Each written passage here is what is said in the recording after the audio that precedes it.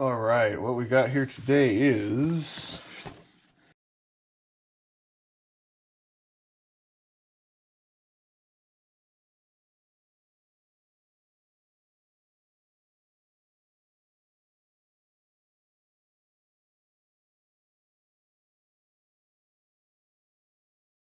some Nikon A211 8x42 binoculars. I'm going to do an unboxing, and that way you guys can see what the heck is inside of here. But before we do that, I want to let you guys know that I've got a few pairs of binoculars, and I'm not really too familiar with like all the technical details of them or anything, but I do know a little bit about them. And I have to say, if you're looking for binoculars and you want some good information, I found the people at REI really helped me out to understand things. And on their website, they have an explanation of what these numbers mean, and additional information on how to best pick a pair of binoculars on REI's website. So if you have more questions or would like additional information above and beyond what I'm capable of providing, go check out REI. I found their sales staff in store was very helpful. I bought my own first personal pair of binoculars through REI. The rest of them I've purchased online because, you know, REI does seem, sometimes they're a little bit expensive, or sometimes they don't have certain things, the widest array of selection. So you can find additional models and stuff online. Anyways, let's get started. Let's open this up. Let's take a look at what it comes with, and then I'll explain a little bit about it.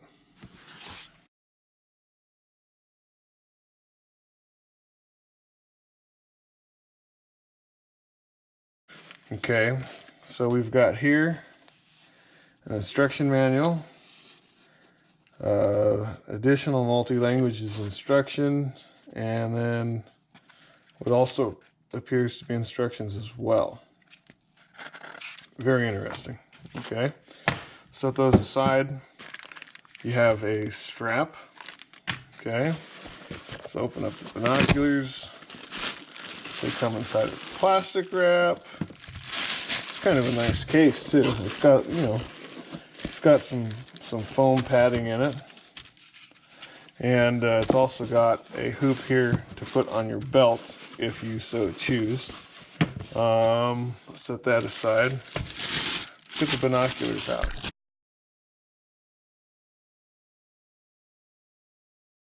So here we are. We've got some lens caps,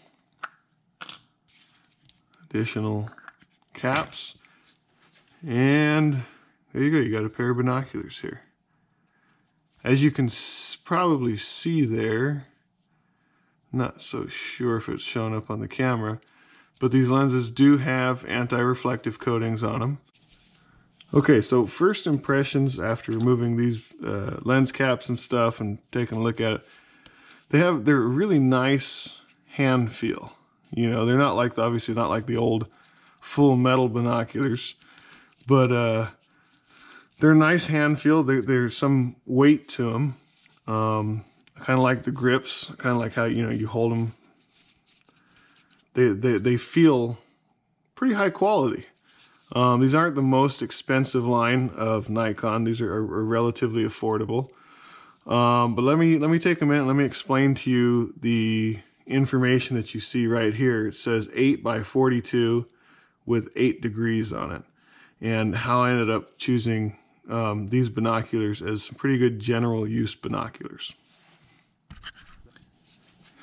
So if you look online, there's an explanation of the first number that you see in binocular ratings. That 8 is the power, the magnification of the binoculars.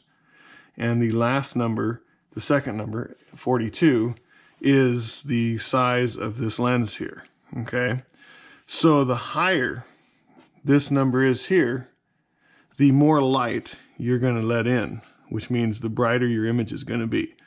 If you get the chance and you're up at REI or whatever store you're in looking at binoculars, Try some with a higher magnification number and a lower, they call it the objective lens, I believe, the lower second number. And you'll notice that the images tend to get a little bit darker. Now, these right here, I think that Nikon makes like a 10 by 50 and an 8 by 50. So those kind of get a little bit higher in price. This, if you're outdoors looking around at things, you know, kind of want to get a little bit closer, see what's on the hilltop somewhere, or look at what's out there in the ocean. These, they do just fine. Anyways, so that's what these two numbers mean. That's your magnification, and that's the input lens. Typically, the bigger number you get here, the brighter your image is going to be. But some people prefer smaller binoculars, and they know they'll be using them in bright outdoor situations. So they're okay with a smaller number there. But the bigger number you can tolerate, the brighter your image is going to be. Now, if you look on the binoculars itself, right here, it says 8 by 42 by 8 degrees, okay? I believe that is your field of view, how wide of a field of view you have. These binoculars, these Aculon line of binoculars in this particular spec, you can get them for anywhere between about $70 and $80 usually. Sometimes there's sales on them, and you might be able to get a little bit better of a deal. But let's set these aside for a second here and show you a different set of binoculars. These are quite a bit more expensive. These are closer to about $300, about $275. This is the Nikon Monarch 5 series, okay? Now, if you take a look at them, these right here are a little bit more compact. They're not as wide. And these are just as similarly spec'd, 8 by 42. Okay, so these are going to get you just as close as these. But if you take a look at the field of view here, it's 6.3 degrees. I prefer the wider field of view. I prefer to use these. I haven't really been super blown away by these, the more expensive ones. Just my personal preference. One of the nice things that kind of gets a little bit limiting, when you do the focus on these, you can see, let me double check here, you can see that moving out, right? And you can see it moving in. So that's the range of the focus on here. These right here, I've found, tend to have a much broader range of the focus. I'm not sure how they do it, but these can focus on a lot closer items. Those are in the specs. You can look them up on Nikon's website. I didn't know that before I ordered them. I'd look them up before you buy them, make sure that they're going to work for what you're looking for. So with that said, you can get the same magnification and the same objective lens for a lot more money. But pay attention to what you're looking for. I prefer these for just general day-to-day things. They're inexpensive. They're not super big. They get you just as close, I've found. But this is value for money. I tend to like these. And Nikon does have, I believe, if I read it correctly on their website, a no-fault guarantee. So basically, from the way I read it, if this thing ever messes up, you send it in to them and they replace it or fix it, which you can't beat that. I mean, these right here, they're waterproof, fog-proof, all that kind of stuff. These right here are not sealed, so you're getting differences with your money, or if there's certain issues with it after you have them for a little while, Nikon, from what it sounds like, will take care of it and not make an issue of it, and stand behind their product. This is, I feel, probably the best value for your money that you're going to get on a pair of binoculars.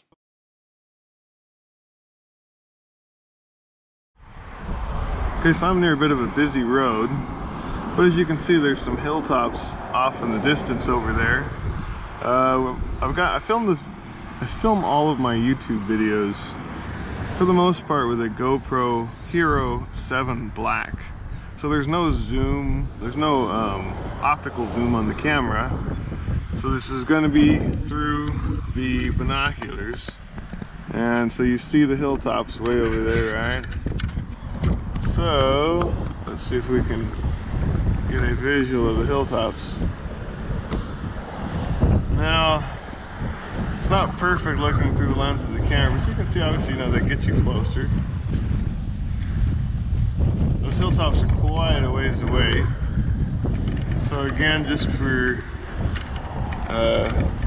viewing purposes, we'll take a look at that tree there, and then we'll take the binoculars down. Okay, and then we'll take a look at that tree there again. Okay, so these are the 8 times magnification by 42 at 8 degrees Nikon Aculon A211. Now for the field of view, just so I can give you guys a comparison, and also you guys can compare the colors and such, I'm going to put up the Monarch 5s, and we'll take a look at that same tree. Okay, so the next ones are going to be the Monarch 5s. They're the same magnification, but they're the narrower field of view, 6.3 degrees field of view. So you're going to notice that the tree takes up a lot more space in the through the binoculars, but you don't necessarily, it's not necessarily closer. Let's find the tree again. So there's the tree. We'll take a look at some of the hillsides. You can see that this still doesn't like put you all the way up there, but as you can see how far away that tree is, this is the difference. I'll snap a picture of the tree with these, and then snap a picture with the A211s. Okay, what you're looking at here is the Nikon Aculon A211 8x42. Notice the diameter of the image. When we switch over to the Monarch 5 here in a moment, you'll notice it gets a bit smaller. You'll also notice the landscaping around the tree will get smaller as well. Also notice when you switch over to the Monarch 5 that the image gets a little bit brighter. So yeah, there you go. So you see how the skyline behind it gets a little bit brighter and stuff. So there are upsides and downsides to them. Like I've said in the video, the 8-degree field of view is actually, I think, kind of nice. But there are some upsides to the Monarch 5. Hopefully this will give you a good comparison between the images of the two binoculars. So there you have it. The visuals through both of these binoculars. That's one of the things that I really wanted to add to this video, was the actual seeing through the binoculars. I'm not, as I've stated before, I'm not a professional at any of this stuff. I just think that there's additional information that could be put out there on resources like YouTube for somebody who's looking to maybe purchase something, and in this particular case binoculars. And hopefully I can provide that little bit of more information, so you don't have to be like me and go, okay, I bought this one, but what's the difference between this one over here? Oh, well, let me shell out the money because I really can't find anybody who, whether or not they like it or not, will at least talk about it and show me a few things on it. So both of these are mine. I don't have any reason to be biased towards one or the other. I'm not selling anything. As you can see, I'm just, kind of a nobody YouTube channel. So hopefully this, this helps. Hopefully you find this a little bit more useful than certain other reviews on these things and unboxing maybe. If you like the video, it would be absolutely wonderful if you would subscribe to the channel. YouTube channels, there's a certain minimum threshold of subscribers before you can get to the point of monetization. Right now, both of these purchases have come out of my pocket. The camera, the tools that I use to edit it with, the time, all that stuff. It's not necessarily free for me to make these videos. I'm not asking for, anything that's going to cost you any money. Just please click that subscribe button. Also, if you have the opportunity, click that like button, give it a thumbs up. Let me know that you like these videos. Also, if you have any questions, please leave them down in the comment section. I do try and get back to people, especially if I see them. Sometimes YouTube, the comments don't pull up under my feed, so sometimes I don't see them for a while. But I do try and get back to comments. Anyways, thank you for joining me on this, and hopefully this was helpful. join me for another video, especially if you click that subscribe button. You'll get to see whatever it is that I got coming up next. Thank you.